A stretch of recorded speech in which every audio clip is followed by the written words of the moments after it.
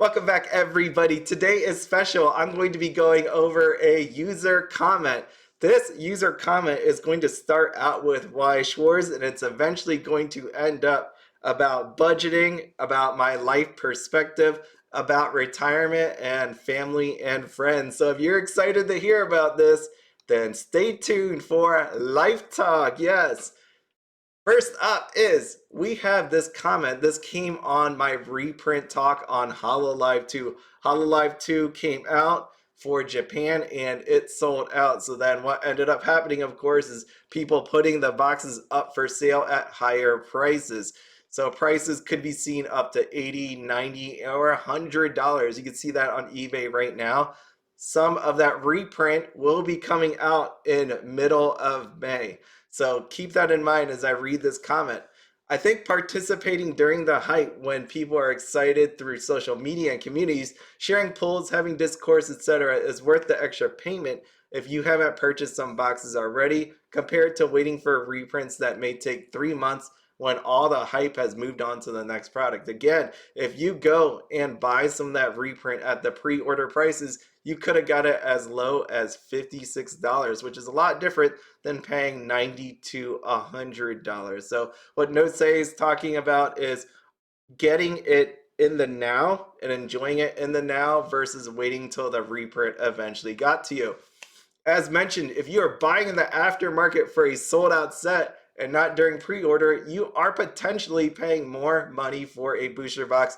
This is definitely the case when it comes to Hololive, when it comes to Disney 100, even possibly Sword Art Online light novel 10th anniversary booster box.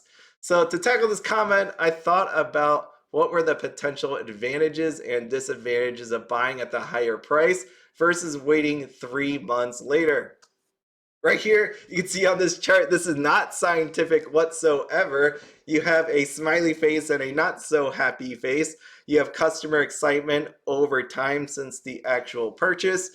And what I do see here, and I agree with No Say, is anybody can see when you buy that new booster box, when you open those cards, you're really excited at the beginning. But as time goes on and Bushy Road or Pokemon or Magic the Gathering, Wizards of the Coast pumps out more new sets, you're going to be looking at that new shiny flashy toy and forgetting about what you had before. And that's what I infer about what he was talking about with that actual hype. So the advantages of opening this thing is if you get it first off of the release, you have the possibility of pulling that card, right? Think about the people getting that Steamboat Willie, really excited to be the very first one. We the ones, that's the Usos.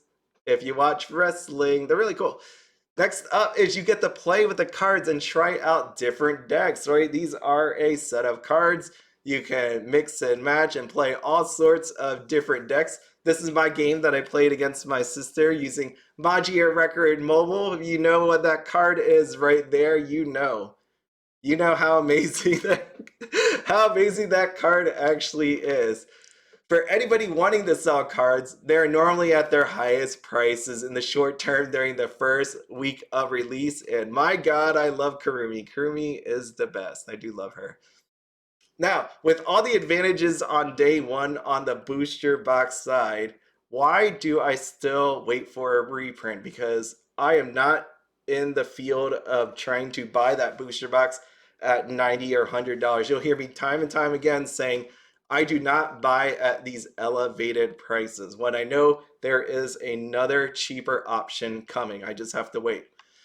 I first heard about this idea from Hey It's Joe on Twitch. He is a gambler streamer. He used to do role playing for Grand Theft Auto 5. He had a small stint at that. It was a lot of fun. If anybody knows, I do watch a lot of Grand Theft Auto 5 role play. He was talking about how money can be thought of as fun tickets. I really need you to get that idea. So the more tickets you have, the more you can actually do. You can buy bigger houses. You could go on vacations. You could eat more extravagant meals, etc. Right? However, somebody with a smaller amount of fun tickets can actually still have a good and fulfilling life, right? Just because you're not making, $400,000 a year, if you're making only $50,000 a year, you could still have a really nice life. You just have to live within your means. And the way to actually do that is budgeting. Yes, if you remember at the majority of my videos at the end, I tell you, have fun, be happy, and don't spend anything outside of your budget. There is a reason for that.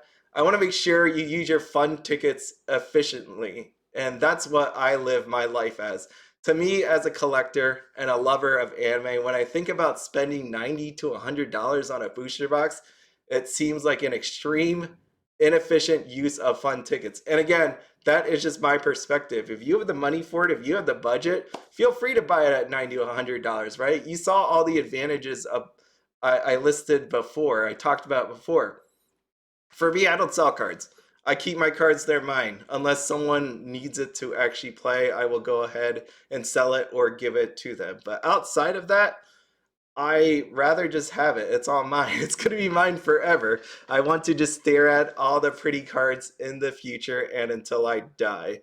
So if I could just wait 3 months for a $60 one, then realistically, right, to get two is not that far off if I had 3 months to actually save for it. So in my mind, if I can wait 3 months, now I'll be able to pick up two.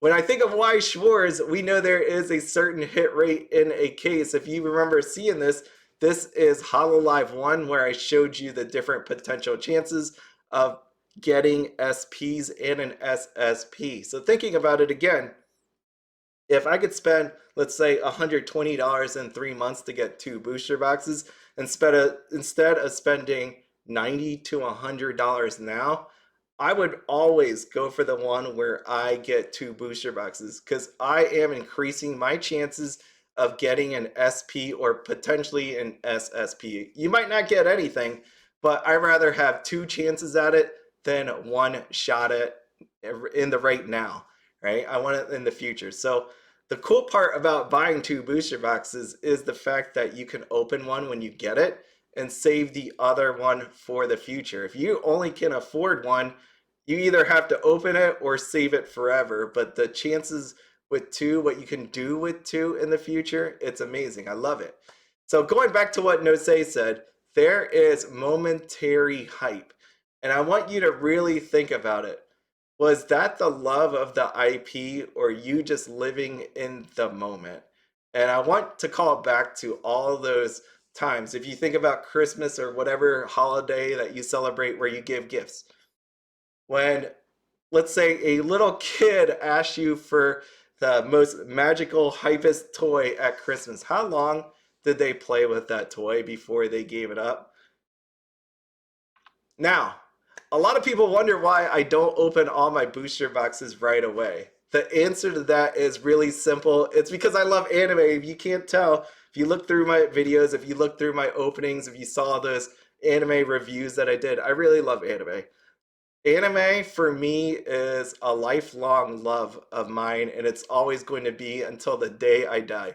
I started out luckily finding Lucky Star, which is still deep in my heart, one of my favorite animes. And from there, I went and watched The Melancholy of Haruhi Suzumiya.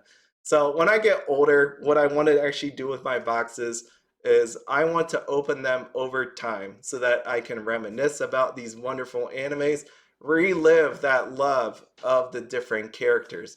The beauty of buying these boxes one day, right, is figuring out that, hey, I bought non-map boxes and not dead boxes. So I can find out which one of these boxes actually has a signed card and then show people how cool this actually is. I think that's going to be quite an experience when I get to it. I haven't even opened all of my first case of quintessential quintuplets because I've just been doing that slowly over time and just enjoying it. I don't have time to actually go to an LGS and play, so there's no reason for me to open it all right then. And at the same time, I would just buy a playset. Like I bought a playset of Quints 2 because I thought I was going to play, but in the end I didn't. And it was a really great price. But you could see here, when I think about all this talk about hype and people wanting it during release week, for me personally, I don't need that hype at all. It's cool to open stuff and show the community, That's really cool. But at the same time, this is something I love forever. Why do I want to rush and get rid of all my sealed when I can enjoy that experience later on life? If anybody ever watched Alpha Investments, when he actually opens some of the older product, right? What does he say? Thank you for letting us experiencing this with you. Right? It's one of those things that you may not see in the future.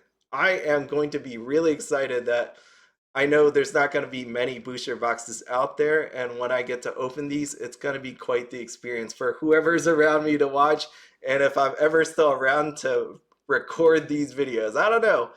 I don't know. There are two more things I want to talk about, and this is where the life stuff starts kicking in, okay? So, what are your goals in life? I know that this is a really tough subject because some people, right, you're just living in that moment, and there's nothing wrong with that, right? But when I think about spending $90 on a booster box versus 60 for 3 months later, where did that $30 come from? Right? And I'm just saying in general, did you just pull that $30 out of nowhere or did you pull it from a certain part of your budget? So thinking back and using the idea of fun tickets, right? I budget my money based on paying for my house. I pay for food, I pay for entertainment, family and friends, and my retirement, right? My fun tickets are allocated to all these different buckets, I would say, that I want to have for my life goals. So living in the moment's cool. It's exciting, but I'm not going to work until the government prescribed age of 67. There ain't no way I'm ever going to do that. That is not going to happen. If you check out this thing right here, I'm not dissing this website or anything, but you see what it says? It says life begins at retirement. And I'm like, that is the biggest bunch of bullshit ever, right? Are you really going to tell me my life begins at 67? Because it's right now. You all are experiencing life, whether you like it or not, whether you want to go to work or not. You are experiencing a life. You have the weekend. You can do things, right? Some people choose to hang out at a card store playing games. Some people decide to just sit there and watch anime. We are all experiencing life. I do not want to get to the age of 67 where I could barely like move. I'm really tired all the time to actually have my life begin. That is not what's going to happen here. So if you look at this chart, I always tell you to budget, and this is why. So I want you to take a close look at this chart and looking at your age group, how much you have saved, right? Comparatively percent wise on this chart.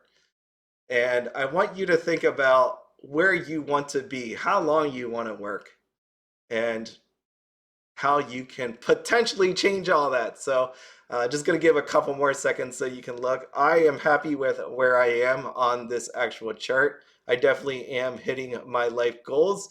And this is just another one of those charts that says save $1 a day chart, how much you can save over the years. Again, this is nothing scientific. There's no actual date on it. You have percentages all over the place, but you get it. The more you save now, the more you're going to have in retirement. So thinking back again, you had $30 and you spent it on the booster device. And again, I'm not saying that's the wrong idea. As long as you are budgeting, that is quite okay. But if you don't have a budget in place, if you don't have a retirement plan in place, then you really need to start thinking about what you want to do in the future years. Because to me, adding that $30 to a stock account, adding it to a money market account, I mean, this is definitely outdated because you could put your money into a savings account depending on where you go and get 4%. You could put your money in a CD and get it for 5.1. I did that over the weekend. I bought some CDs and it was at 5.1%. And again, this is how you can actually save to 1 million, how many years you have to save. Obviously, the sooner you start, the sooner you're going to have $1 million. It's going to take more than $1 million to actually retire. But, you know, again, this is just reinforcing that fact. Was that $30 the most meaningful use of your money? Also, you could use your money to actually pay down debt if you have any. You could pay down debt on your mortgage, you could pay on your college loans, on your car. But no matter what, paying that extra $30 will help go towards principal, which reduces the amount of interest you have to pay over time. And if anybody saw that video, it was last year where I went and paid off my house. I was so excited for it. I paid off my house. Like, think about that. I paid that thing off in 6 years, and this is not bragging or anything. This is just me being really excited. That was one of the most amazing moments of my life because that was the moment I bought my freedom. I do not owe a single person on this earth any money outside of the government who always takes taxes every year, right? But outside of that, I don't owe anybody. And that's an amazing feeling. I can do whatever I want with my life, and it is my choice, basically. It's so cool. I wish I could get all of you to budget and do that and hit all your life goals, hit your retirement goals, and just enjoy life to the fullest, right? Because retirement at 67 does not sound like a fun time. Now, one last thing. This is my last point, and this is something that got me all emotional thinking about it. So, as I sit here, I'm old. I'm an old guy. Like, I would tell you my age, but I can't do that. But I will say I'm older than what most people think. And as I am older, I become more sentimental. And I came to realize the beauty of this world. Well, I would say somewhere in my mid 20s, I think. It's a crazy, amazing world out there. And it's filled with the love of my wife, my family, my friends. I may not have a ton of them. I'm not one of those people that have like a million people ever. Not everybody knows my name wherever I go. That's what I choose not to do. I rather not have people know my birthday or anything like that. I just want the people that know my birthday to actually celebrate my birthday. That's how personal I actually am. So, me even saying all this to you right now is a little bit further of a stretch than I normally would do. So, when I think about $30, what can I do with $30? Yeah, I could pay down debt. I could save it to retirement. But you know what I'd rather do with that $30? I'd rather take my wife, my parents, my grandma, my brother and sister, cousins, friends. I'm getting all emotional even saying this.